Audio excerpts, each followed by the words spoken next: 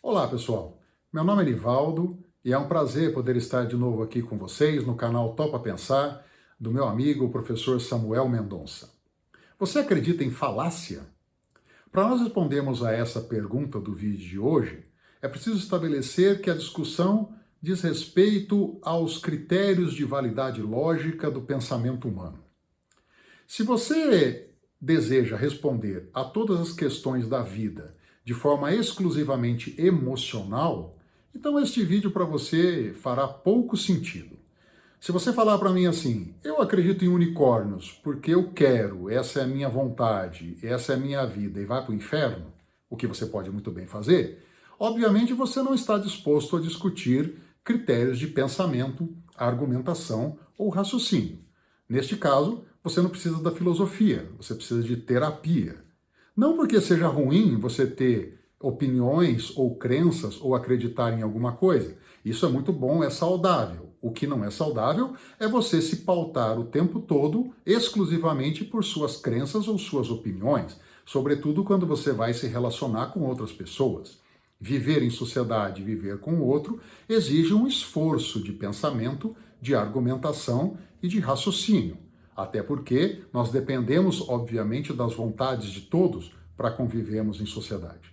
Então eu volto a dizer, se você responde a tudo exclusivamente com a sua opinião, como se ela fosse a única verdade possível de convivência, então esse vídeo, obviamente, não fará muito sentido. Mas se você está, como eu, disposto a tentar pensar de forma mais ampla em critérios de argumentação lógica e validade de pensamento, então, nesse caso, a gente pode discutir. Você acredita em falácia? Para nós respondermos a essa pergunta, nós temos que lembrar um pouco como funciona o pensamento humano. Do ponto de vista lógico, o pensamento humano se desenvolve a partir de uma estrutura denominada silogística. Um silogismo é uma forma de raciocínio por meio da qual nós alcançamos conclusões a partir da conjugação de premissas. No modelo clássico, o silogismo é formado por premissas, uma denominada maior, de caráter geral, uma denominada menor, de caráter particular, e a partir da concatenação das duas, chegamos a uma conclusão.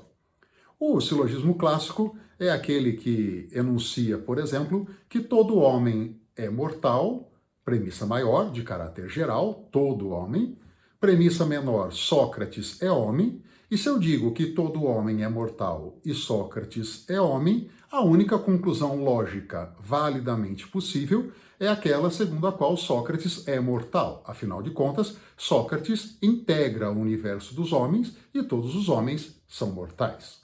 Isso é um raciocínio logicamente estruturado. Do ponto de vista lógico, o conteúdo de verdade das premissas não é uma preocupação imediata. Acontece que ele se torna uma preocupação no momento em que as pessoas interagem e, numa interlocução, alguém se vale de uma estrutura aparentemente lógica para induzir, para sugerir ou para enganar alguém, dando a essa pessoa ou levando essa pessoa a concluir algo que é falso, é enganoso, a partir de um estratagema, a partir de um engodo, que é o que nós chamamos de falácia. Quando nós falamos em falácia, nós podemos falar numa falácia formal, que é aquela que se estabelece pela má conjugação de premissas, que tem uma aparência de validade lógica, mas do ponto de vista estrutural, ela contém um engano interno. Por exemplo, vamos dizer que eu diga que todas as estrelas emitem luz própria. Isso é uma premissa. E eu digo outra premissa, que os vagalumes emitem luz própria. E aí eu concluo que todo vagalume é uma estrela. Do ponto de vista formal, há um equívoco, há um erro de pensamento. Ainda que seja materialmente verdade que todas as estrelas emitem luz própria e que os vagalumes também emitem luz própria, isso não me permite concluir do ponto de vista lógico de que todo vagalume é uma estrela. Isso há um vício de conjugação do silogismo. Essas premissas estão montadas de maneira errada. Parece lógico, mas não é. Mas um grande problema que nós temos são as falácias materiais, não aquelas que dizem respeito à montagem lógica abstrata, formal do pensamento, mas aquelas que estão pautadas em conteúdos inverídicos ou não verdadeiros ou manipulados de verdade na conjugação das premissas. Isso é um grande problema e isto é um defeito sério quando nós discutimos teoria de argumentação. Eu posso ter falácias materiais estruturadas, por exemplo, a partir de critérios de indução em que eu pretendo levar o meu interlocutor a concluir algo que eu quero de forma manipulada, de forma engenhosa, de forma astuta, insidiosa, para que ele possa concordar comigo em relação a, por exemplo, uma opinião, uma crença ou pior, um preconceito. Se eu digo, por exemplo, que todo nordestino é preguiçoso, e eu digo fulano é nordestino, eu quero que você conclua comigo que fulano é preguiçoso. Observe que do ponto de vista da lógica formal, estritamente abstrata, este raciocínio está correto. Quando eu digo que todo nordestino é preguiçoso, fulano é preguiçoso, é nordestino, a única conclusão é de que eu posso chegar de que fulano é preguiçoso, não é?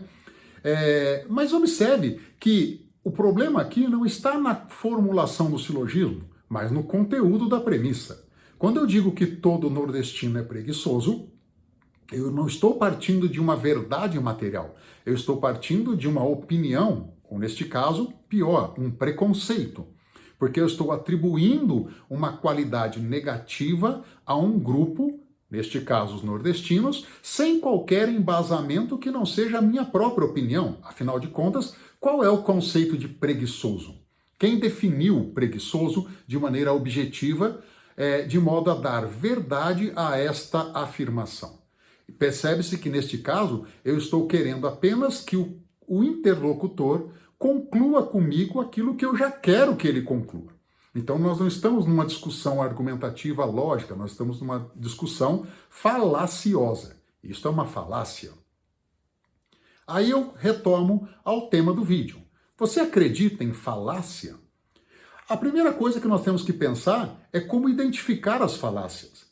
Existem vários critérios dentro da lógica, dentro da filosofia, que indicam quando é que um pensamento é falacioso, tanto do ponto de vista formal quanto do ponto de vista material. O principal é nós pensarmos se aquele raciocínio foi formulado em cima de uma opinião. Tudo que é uma opinião diz respeito a uma verdade subjetiva. E se a verdade é subjetiva, ela não pode ser objeto de premissa para nenhuma conclusão que não seja exclusivamente uma conclusão pessoal, subjetiva. Se eu digo que toda comida feita com alho é saborosa, isso é apenas uma opinião. As pessoas não precisam concordar comigo, elas não precisam ter a mesma opinião que eu tenho a respeito do alho e da comida, por exemplo. Não é? Se eu digo que toda comida feita com alho é saborosa, e eu digo esta farofa foi feita de alho, eu posso dizer que esta farofa é saborosa para mim, mas eu não posso querer que outras pessoas concluam isso comigo. Isso não é um raciocínio lógico, isso não é uma argumentação, isso é uma opinião. As pessoas podem ter as suas, neste caso. Para que eu tenha um raciocínio materialmente válido, é necessário que eu me questione se as premissas estão fundadas em critérios objetivos, critérios científicos, estruturados metodologicamente, de forma sistemática, se aquela informação colhida como verdade se sustenta independentemente da minha opinião a respeito dela. Isso é uma questão extremamente importante quando nós pensamos em raciocínio e em argumentação lógica e em discurso válido. Se você se apoia em opiniões exclusivamente subjetivas, como são as opiniões, para elaborar o seu raciocínio, então você não está raciocinando, você está apenas emitindo opiniões. E do mesmo modo, se alguém discutir com você em termos de silogismo exclusivamente fundados em opiniões, em crenças, em verdades pessoais, que não tenham lastro com nenhum embasamento científico objetivo, então também neste caso você está caindo numa falácia. Minha recomendação, melhor abandonar, ok? Espero que tenha ficado uma discussão a mais para pensarmos juntos e nos vemos numa próxima. Tchau, tchau!